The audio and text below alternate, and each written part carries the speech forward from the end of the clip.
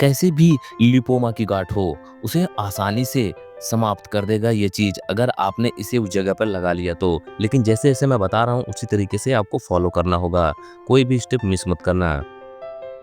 दोस्तों, शरीर पर अचानक कोई नरम सी गांठ निकल आए तो डर सा लगने लगता है लोगों को। ज़्यादातर लोग सोचते हैं कि पता नहीं क्या हो सकता है, कहीं ऐसा तो नहीं कोई ट्यूमर है या फिर कोई गंभीर बीमारी है।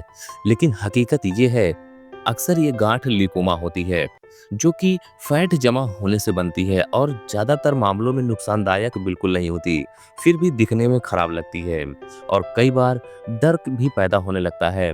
आज मैं आपको बताने वाला हूँ लिपोमा कैसे पहचानें और इसके लिए कौन से घरेलू उपाय हैं जो इसे आसानी से ठीक कर सकते हैं। केवल मैं आज आपको 4 ऐसे घरेलू उपाय बताने वाला हूँ जिसे आप उपयोग करके लिपोमा गांठ को समाप्त कर सकते हैं।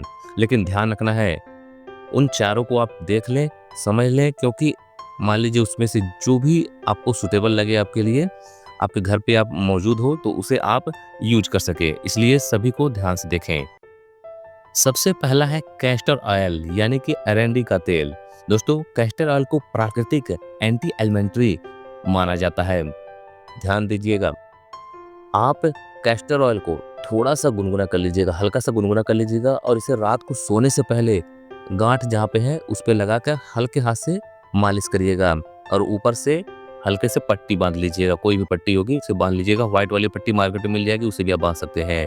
लगातार आप 2 से 3 हफ्ते करिए, गांठ आसानी से मुलायम हो जाएगी। नंबर 2 है लहसुन और शहद। दोस्तों, लहसुन में एंटी एलिमेंट्री और एंटीऑक्सीडेंट गुण होते हैं जो शरीर में फैट जमा होने से रोकते हैं। इसके लिए आप 2 से 3 लहसुन की कलियां पीस लीजिए, इसमें 1 चम्मच शहद मिलाएं और सुबह खाली पेट खाएं। चाहे तो आप लहसुन का पेस्ट प्रभावित जगह पर जहां पे आपको लिपोमा हुआ है वहां पर आप लगा सकते हैं। इससे आपको थोड़ी सी जलन महसूस होगी, लेकिन थोड़ी देर में ही आपको आराम मिल जाएगा। नंबर 3 है एलोवेरा जेल। दोस्तों, एलोवेरा जेल एक प्राकृतिक हीलर है जो त्वचा को ठंडक देता है और गांठ को, जो लिपोमा की गांठ होती है, उसके कठोरता को थोड़ा सा मुलायम करता है। इसके लिए आप ताज़ा एलोवेरा की पत्ती को काट लीजिएगा, इसके जेल को निकाल लीजिएगा और रात या जब आप सुबह उठते हैं और रात को सोने से पहले, और रात को आप सोने से पहले से लगाइएगा। 10 से 15 मिनट तक गांठ पे हल्का सा लगा के हल्के हाथ से मालिश करिएगा। नियमित रूप से जब आप इसे करेंगे तो इसका सूजन कम होगा और गांठ का आकार भी धीरे धीरे घटने लगेगा। नंबर 4 है हल्दी और सरसों का तेल।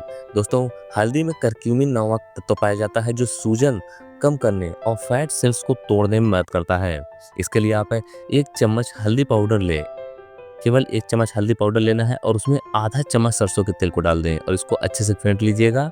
जब ये गाढ़ा हो जाएगा उसके बाद आप लिपोमा की गांठ जहाँ पे है वहाँ पे आप इसे अच्छे से लगा लीजिएगा। इसे आप 30 मिनट तक सूखने दें और फिर गुनगुने पानी से धो लीजिएगा। दिन में आप 1 से 2 बार नियमित करें, आपको असर दिखना शुरू हो जाएगा। अब जान लेते हैं लिपोमा की गांठ को पहचानते कैसे हैं कि ये लिपोमा की गांठ है। दोस्तों, नरम और हल्की हिलने वाली गांठ होती है। अगर आपको ऐसा दिखता है तो ये लिपोमा की गांठ है। ज़्यादातर इसमें दर्द नहीं होता है, अगर हल्का फुल्का है तो भी ये लिपोमा की गांठ हो सकती है।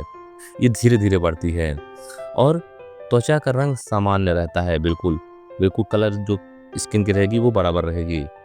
और ध्यान रखना है आपको, त्वचा के नीचे मांसपेशियों के ऊपर होती है, समझ रहे हैं आप? यानी आपकी स्किन के नीचे रहेगी और जो आपकी मांसपेशियां है हाथ की उसके ऊपर रहेगी, उन दोनों के बीच में ये होती है।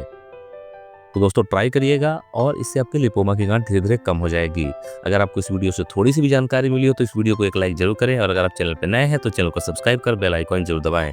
और अगर किसी को लिपोमा की गांठ है तो उसे इस वीडियो को शेयर जरूर करें। और खास बात दोस्तों, अगर आपके लिपोमा की गांठ में दर्द होता है तेज, तो आप डॉक्टर से तुरंत संपर्क करें, क्योंकि हो सकता है वो लिपोमा की गांठ ना हो।